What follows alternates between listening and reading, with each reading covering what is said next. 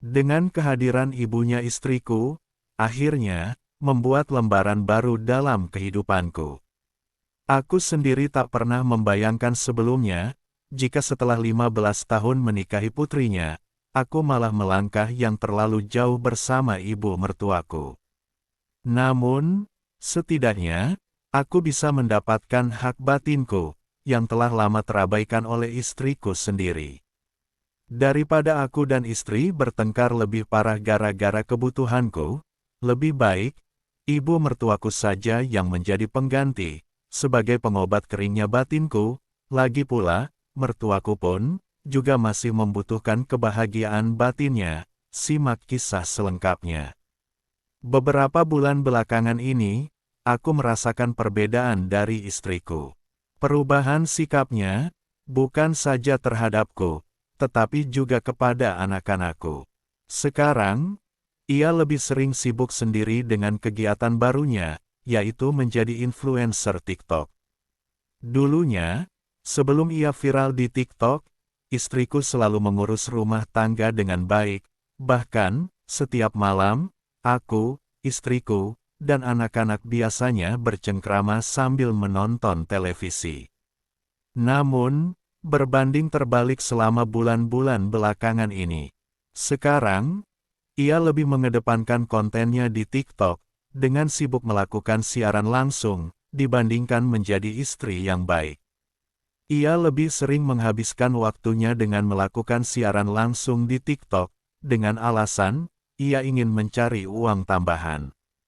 Walaupun ada di rumah, dia sudah sangat jarang bercengkrama bersamaku, maupun anak-anak.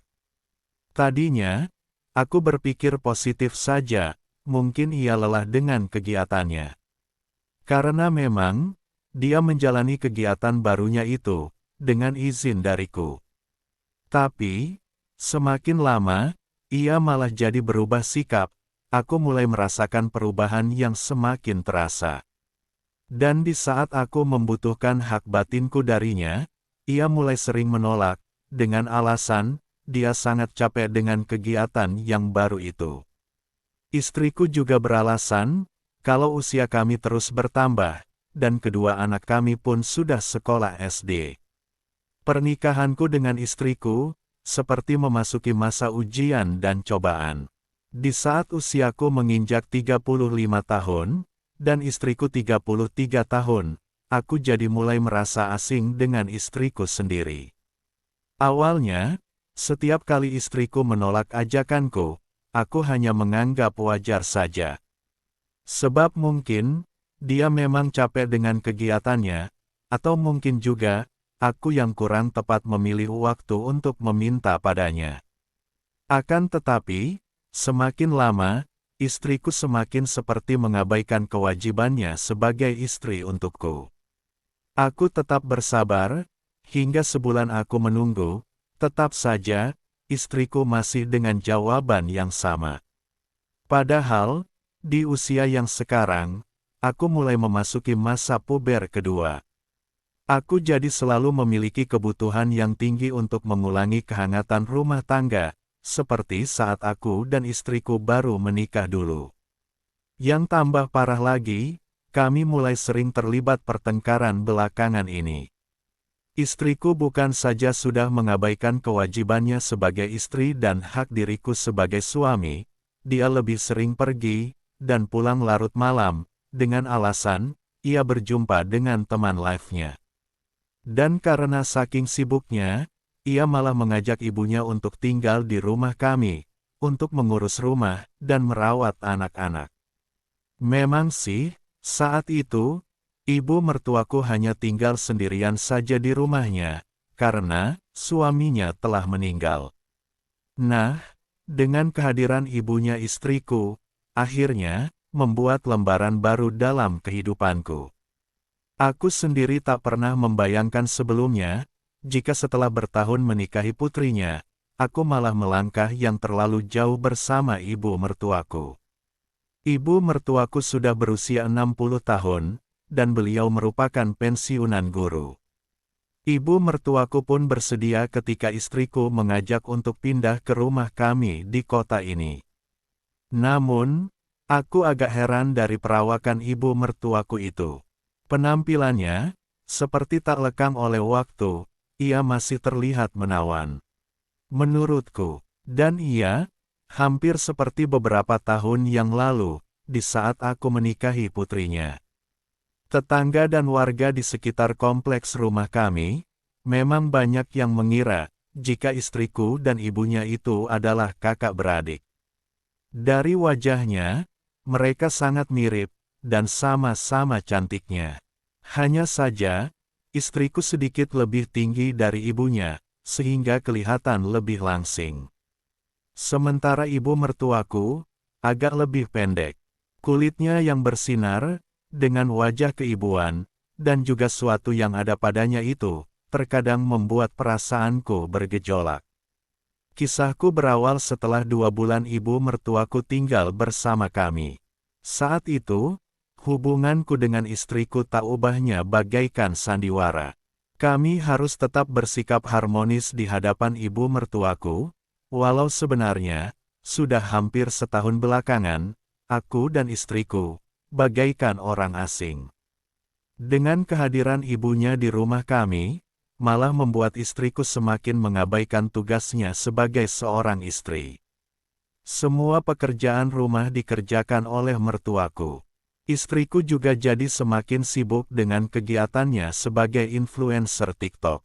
Dan selalu saja, ia melakukan live hingga larut malam.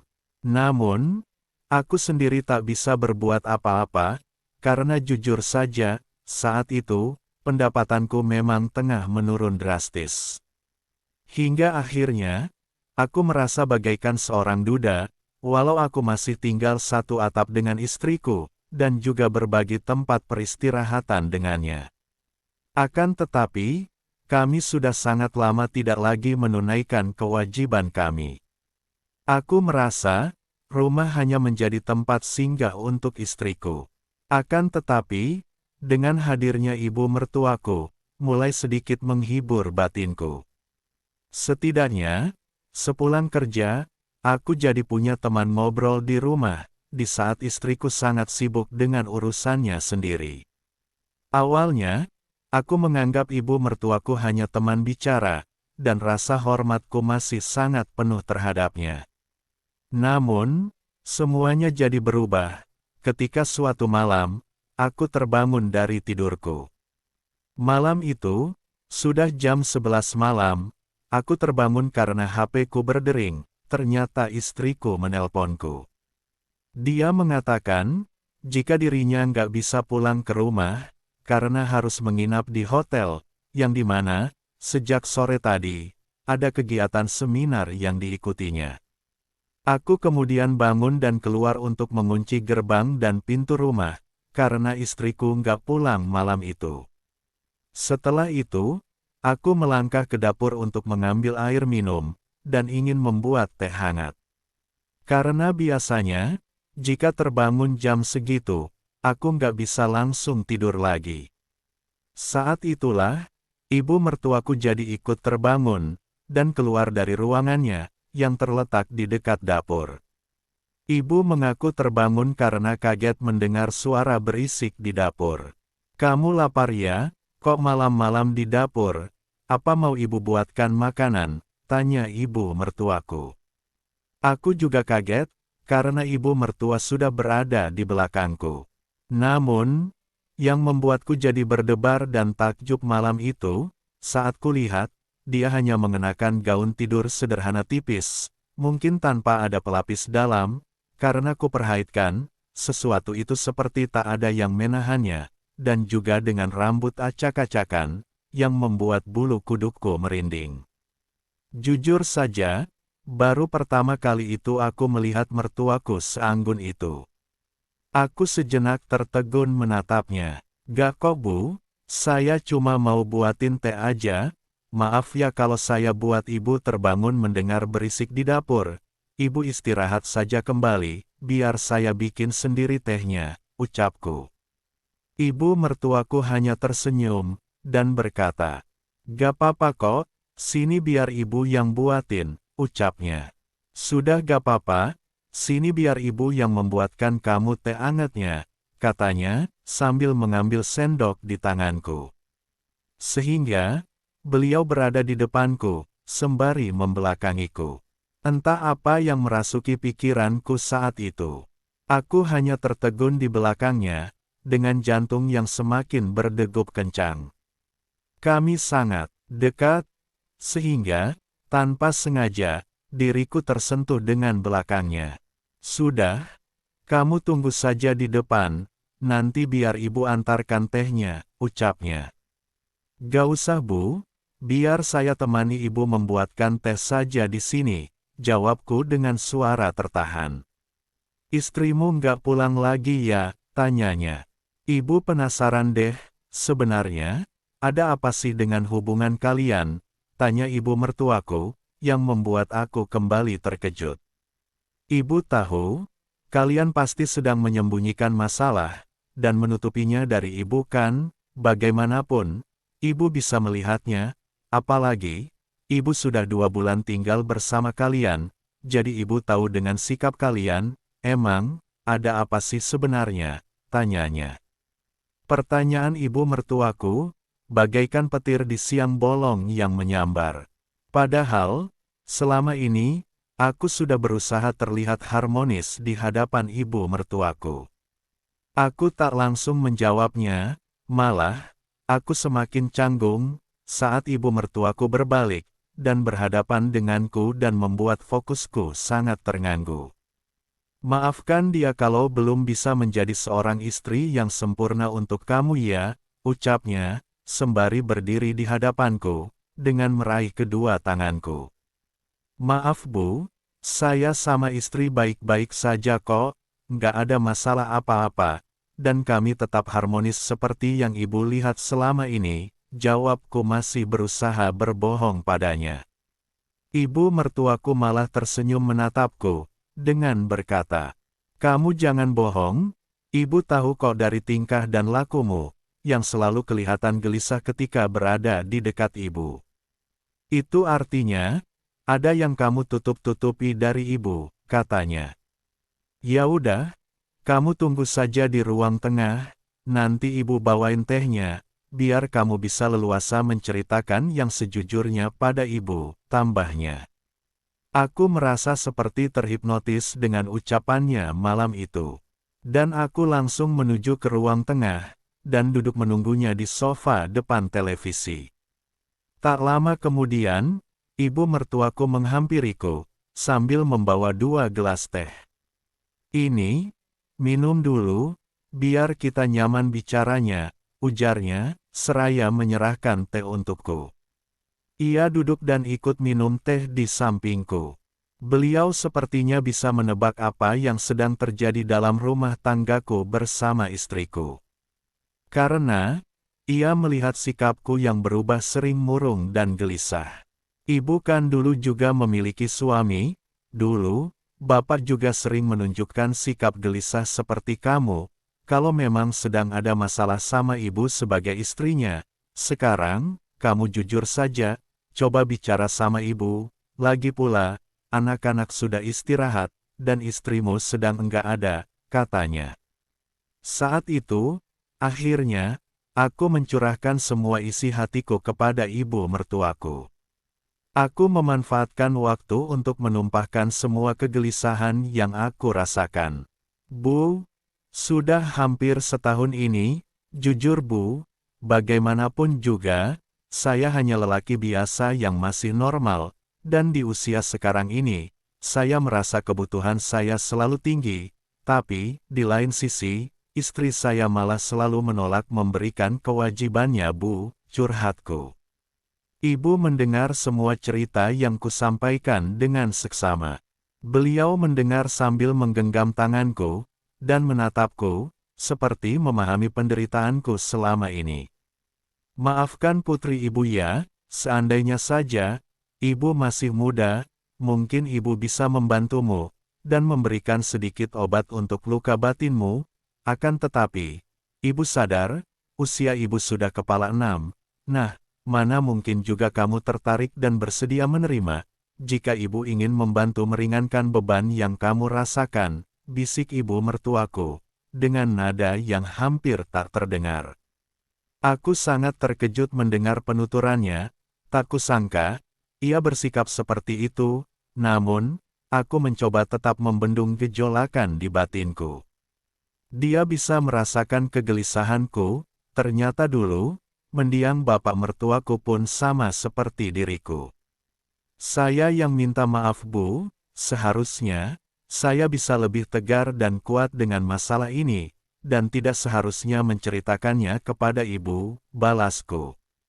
Dengan nada terbata, tapi Bu, walaupun ibu sudah kepala 6, tapi, ibu masih terlihat anggun kok, dan sikap ibu pun sangat lembut, saya merasa nyaman jika bersama ibu, tambahku. Saat itu, kami mulai berbicara dari hati, dengan tatapan yang saling berjumpa. Jarak yang begitu dekat, hingga akhirnya, entah bagaimana mulanya, ibu mertuaku seketika memejamkan kedua matanya, dan berkata padaku, "Ibu ingin sekali membantu kamu tentang sesuatu itu, namun jika kamu memang berkenan dengan bantuan ibu, sebagai tanda maaf ibu akan sikap putri ibu selama ini," ungkapnya. Aku jadi diliputi kebimbangan saat itu. Pantaskah aku menerima kebaikan ibu mertuaku, pikirku. Malam itu kami sempat saling melempar argumentasi tentang keraguanku, namun akhirnya, semuanya pun terjadi begitu saja secara alami. Seperti arus sungai, yang berakhir di muara. Kebahagiaan yang berawal dari keluh kesahku saat itu, aku dan ibu mertuaku jadi terbawa arus. Kami sama-sama lupa akan status kami. Keadaan malam itu, akhirnya menjadi awal sebuah kisah baru yang terukir dalam lembaran kehidupanku. Sejak saat itu, aku merasa, kehangatan kasih sayang di rumah ini, telah kembali hadir, dan terasa lebih indah, dan berwarna bagiku. Walau sikap istriku tidak juga berubah, dan ia malah makin sibuk dengan bisnis yang dikelolanya. Aku pun semakin tak peduli dengannya. Aku dan ibu mertuaku semakin dekat dan akrab. Kami selalu memanfaatkan waktu dan kesempatan untuk berbagi dalam kebersamaan yang indah. Ibu akan selalu ada untuk kamu, yang penting, kamu bisa memaafkan putri ibu, jelasnya.